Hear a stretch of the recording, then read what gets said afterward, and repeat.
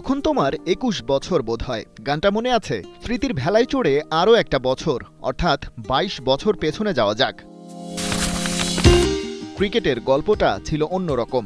২০০৩ সালে চেস্টারলি স্ট্রিট স্টেডিয়ামের বাইরে ব্যানার হাতে প্রতিবাদ করছেন জিম্বাবুয়ের কিছু মানুষ।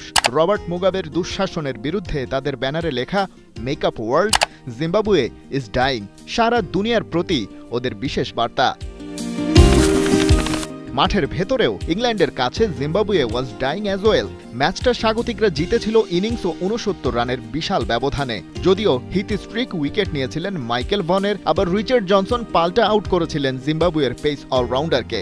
তার আগের ম্যাচের কথাও ধরুন, লর্ডসে সেবার অভিষেক হয় পরবর্তী জামানার কিংবদন্তি জিমি অ্যান্ডারসনের। অভিষেকেই ইংলিশ পেসারের ফাইফার। এসব ঘটনার পর কেটে গেছে গুনে গুনে ২২ বছর। ইংল্যান্ডের মাটিতে জিম্বাবুয়ের আর টেস্ট খেলা হয়নি। মোড়লরা নিজেদের ডায়েরি থেকে রীতিমতো ঝেঁটে ফেলেছে আফ্রিকান দেশটার নাম। ২ দশকের বেশি সময় পরে হলেও তেমনটা হলো আবার। ইংল্যান্ডের মাঠে সেই হিথ স্ট্রিকদের উত্তরসূরিদের টেস্ট ম্যাচ। সব রুলস রেগুলেশন একেবারেই আলাদা। প্রথমত ম্যাচটা ৪ দিনের, সেই সময়টা পুষিয়ে নিতে দিনে করা হচ্ছে ৯৮ ওভার। সাধারণ টেস্টে যেখানে সংখ্যাটা ৯০, তার মানে ইংল্যান্ড জিম্বাবুয়ে একমাত্র টেস্টে করা হবে মোট ৩৯২ ওভার, যেখানে সাধারণ টেস্টে ম্যাচে ৪৫০ ওভার বল করা হয়। ম্যাচ ডিউরেশন ৬ ঘন্টা থেকে বাড়ানো হয়েছে ৩০ মিনিট। তবে নির্ধারিত ওভার এই সময় শেষ না হলে বাড়ানো যাবে আরও আধ ঘন্টা। আন্ডারডগ জিম্বাবুয়ের জন্য সুবিধা আছে, ফলো অন মার্জিন ২০০ জায়গায় ১৫০ রান করা হয়েছে। তবে নতুন বলের রুলসটা একই, নেওয়া যাবে ৮০ ওভার পরেই। এমন ঘটনা এবারই যে প্রথম তা নয়। এর আগে আয়ারল্যান্ডের বিপক্ষে এমন 4 ডে ম্যাচ খেলেছিল ইংল্যান্ড। ২০২৩ সালের সেই লড়াইয়ে অবশ্য দিনে ৯০ ওভারও বল করা যায়নি, আর ম্যাচ শেষ হয়ে যায় ৩ দিনের মাথায়।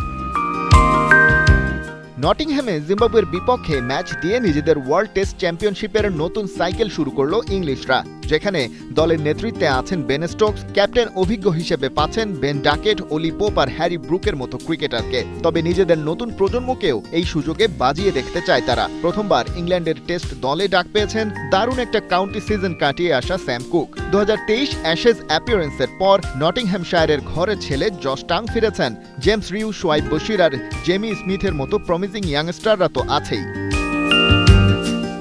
ওদিকে জিম্বাবুয়ের ঘরে সিকান্দার রাজাদের নেতৃত্ব দিচ্ছেন ক্রেইগ আরভিন, তাদের সাথে শন উইলিয়ামস, ব্লেজিং মুজারাবানির মতো ক্রিকেটাররা। এমন একটা ম্যাচ যেটা নামার আগেই তৈরি হয়ে গেছে ইতিহাস। পরের টেস্ট ইংল্যান্ডের মাঠে খেলতে ফের কত সময় লাগবে কে জানে। খালিদ জামিল, ৭১।